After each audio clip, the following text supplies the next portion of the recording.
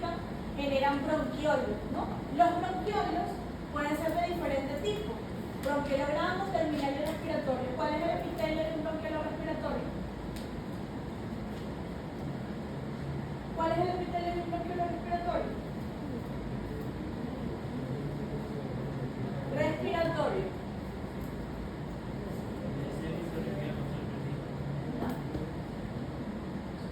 De un bronquiolo respiratorio, el epitelio no puede ser cilíndrico. ¿Por qué? Porque el bronquiolo respiratorio ya tiene que permitir la difusión de gases a través de su pared. ¿Cuál es el epitelio de un bronquiolo respiratorio? Cúbico. Cúbico, ¿no? Y el bronquiolo respiratorio es la primera porción, el primer segmento de la porción respiratoria. ¿Y qué tipo de células son esas células cúbicas? No, cúbicas no son cilíndricas. ¿Cómo se llaman? No, planos no son. ¿Cómo se llaman esas células? ¿Cómo se llaman las células que hay en un bronquiolo respiratorio? Son células cúbicas, pero ¿cuál es el nombre histológico de ellas?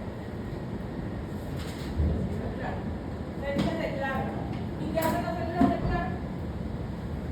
¿En qué se diferencia una célula de Clark de un bronquiolo respiratorio de un leucocito tipo 2 de un alveolo?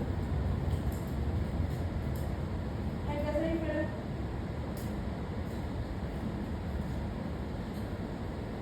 Bueno, yo no doy teoría, yo doy práctica.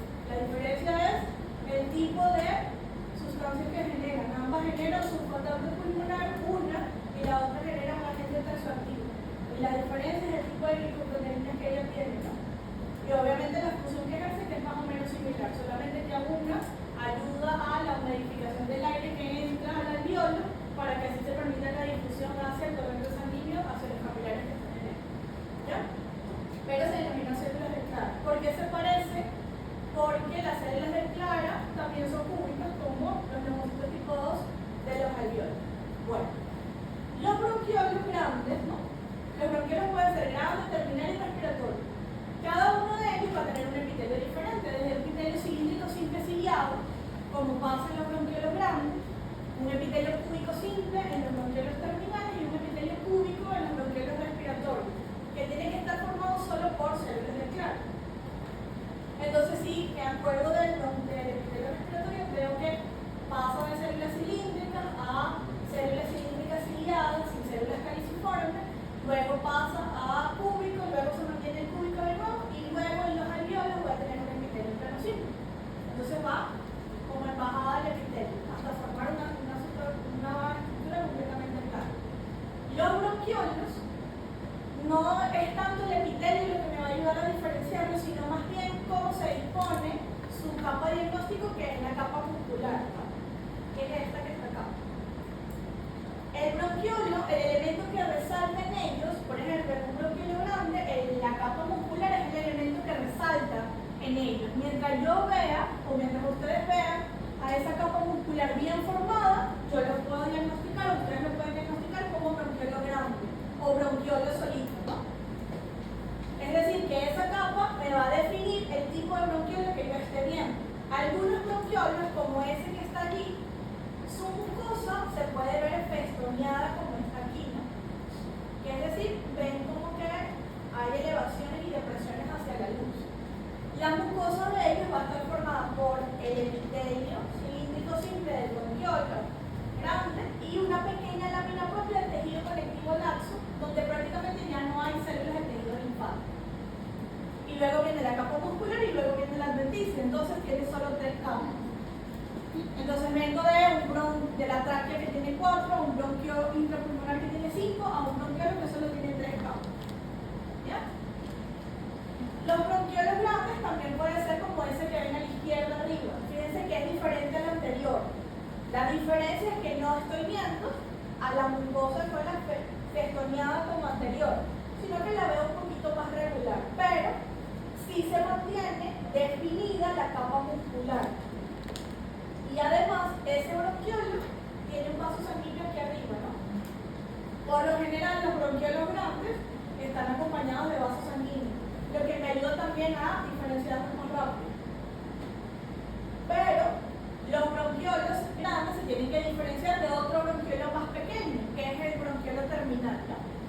bronquiolo terminal, como su nombre lo dice, es terminal, él termina un segmento. ¿Qué segmento termina? Se termina la porción conductora de aire. Hasta allí hay conducción de aire, para nada intercambio gaseoso. La diferencia del bronquiolo que está abajo con el bronquiolo que está arriba es que el que ven arriba se le ve bien diferenciada su capa muscular, que es toda la que lo rodea por debajo del epitelio. Y aquí tienen un vaso sanguíneo. Si nosotros revisamos ese epitelio, cuando ustedes lo estén viendo en el microscopio, van a ver que aquí hay unas células cilíndricas todavía. Incluso tiene que ser abundante, porque su epitelio es cilíndrico simple, ciliado. Pero cuando yo veo un bronquiolo terminal, ya yo no debo percibir prácticamente células cilíndricas, sino que allí tiene que haber en su mayoría células cúbicas, que son las células del claro. Y su pared, cuando la veo en la microscopía, va a ser delgada, en su mayoría son células de clara y prácticamente no se describen fibras musculares lisas. Puede haber alguna, pero no voy a ver a la capa muscular definida como en el bronquiolo grande, que es el que está arriba, ¿no? Entonces lo que me va a permitir ir diferenciando es más bien la ausencia de la capa muscular para ir definiendo el bronquiolo grande o el bronquiolo terminal. Alrededor del bronquiolo terminal hay otras estructuras como esta que está acá, como esta. Fíjense que la pared de esas estructuras es mucho más delgada que la del bronquiolo. Entonces esas estructuras son alveolos pulmonares, ¿no? Y el alveolo, su pared tiene que ser más delgada e incluso es una estructura que me tengo que aprender porque es lo que predomina en el preparado histológico de parénquima pulmonar. ¿Cómo es eso? Así. Esto es una placa de parénquima pulmonar. La mayoría del tejido que hay allí son alveolos. Entonces, cada vez que yo esté viendo una placa similar a esa, el diagnóstico tiene que ser parénquima pulmonar. Y dentro de esa placa yo tengo que ir viendo si estoy en presencia de un bronquio intrapulmonar, de un bronquiolo grande, de un bronquiolo terminal, de sacos alveolares, de conductos alveolares y así cada una de las estructuras. ¿Cómo se ven las células de clara? Se ven así, ¿no? Esas celulitas que están viendo aquí son las mismas que están aquí en este bronquiolo, que aunque no lo podemos acercar más, fíjense que sí se ven las células cúbicas allá adentro. Esas células son estas que están acá, ellas generan un agente tensioactivo que impide que el bronquiolo colapse en el proceso de respiración, es decir, que se cierre y él pueda abrirse de nuevo sin problema, no se quede cerrado completamente. Dentro de la placa, yo también puedo encontrar que el bronquiolo terminal que acabamos de ver se ramifique y él genera el bronquiolo respiratorio, ¿no? Pero esto es un poquito complicado. ¿Por qué razón? Porque yo puedo confundir dentro del parénquima pulmonar a los bronquiolos con vasos sanguíneos, ¿no? Por ejemplo, aquí, en esta imagen que está ahí, esto es un bronquiolo y estos son vasos sanguíneos. Si yo no estoy clara en cómo es un bronquiolo y cómo es un vaso sanguíneo, yo puedo decir que esto es un bronquiolo y que esto es un vaso sanguíneo. Y pasa en la elección, y pasa muchísimas veces, que señalamos una u otra estructura y colocan al revés los diagnósticos de cada estructura. Entonces yo tengo que saber quiénes son bronquiolos, quiénes son alveolos y quiénes son vasos sanguíneos. En esa imagen que están viendo allí, el bronquiolo terminal se ubica en este segmento que está acá, ¿no? Todo esto es el bronquiolo terminal. Y es igualito como este que estábamos viendo aquí, ¿no? Que estaba cerradito, igual que este. Solo que en la siguiente imagen histológica, allí, estoy viendo cómo esa estructura que era cerrada se ramifica porque se abre y genera a un segmento en esa ramificación que es lo que se denomina bronquiolo respiratorio. Es decir, que el bronquiolo respiratorio pasa a ser una parte del bronquiolo terminal en su ramificación. Y ese bronquiolo respiratorio va a continuarse con un conducto alveolar, que es un pasillo que a cada lado va a tener millones de alveolos y que desde ese segmento ya hay intercambio de gases que salen del bronquiolo respiratorio y difunden hacia los alveolos que se encuentran en el pasillo, en el conducto alveolar. Y por último, el conducto alveolar termina en algo que se llama saco alveolar. Un saco alveolar es como una nubecita, ¿no? Así como está allí. Una nube, ¿por qué? Porque todos los alveolos que están hacia el interior del saco son incompletos. Para yo decir que no es un saco alveolar y que es un alveolo, yo tengo que diferenciar que el alveolo es una estructura cerrada, ¿no? El saco más bien es una estructura abierta, como este otro que está por acá. Entonces, el orden de la porción respiratoria es el bronquiolo terminal, original respiratorio, el conducto alveolar y el saco alveolar.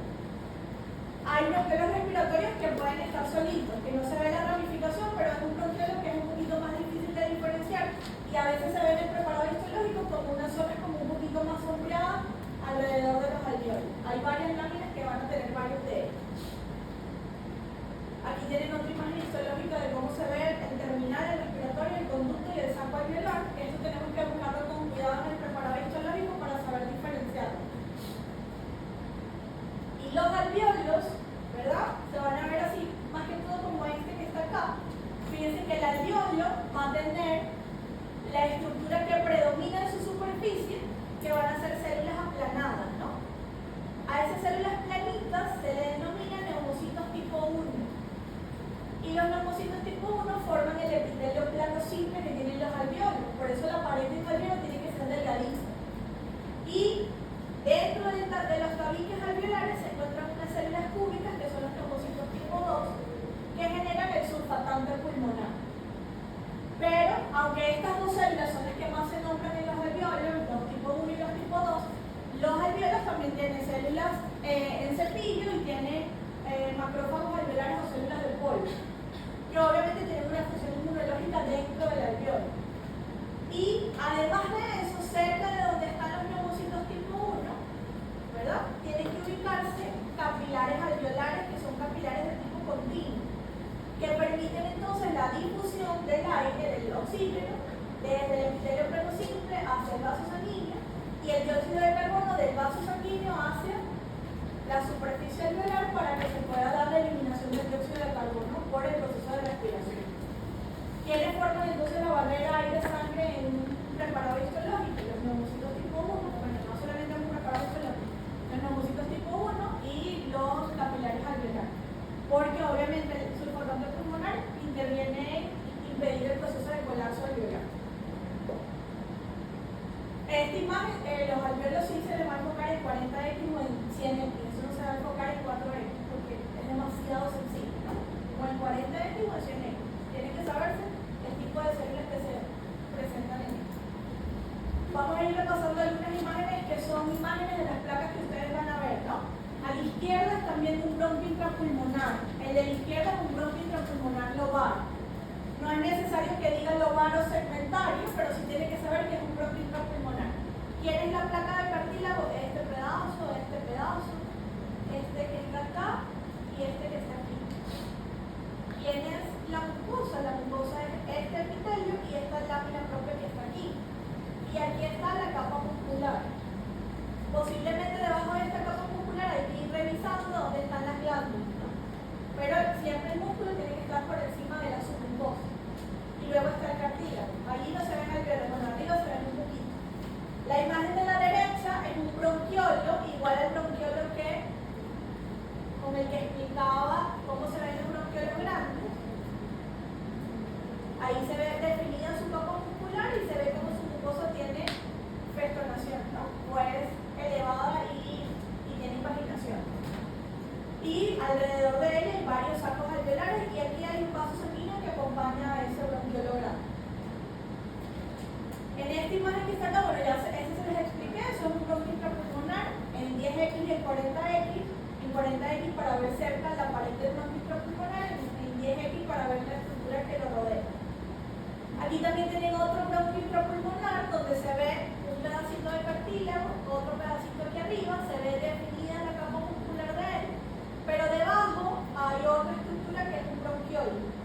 Este bronquiolo que está aquí, ¿qué tipo de bronquiolo es? ¿Terminal o respiratorio? Terminal. Eso es un bronquiolo terminal.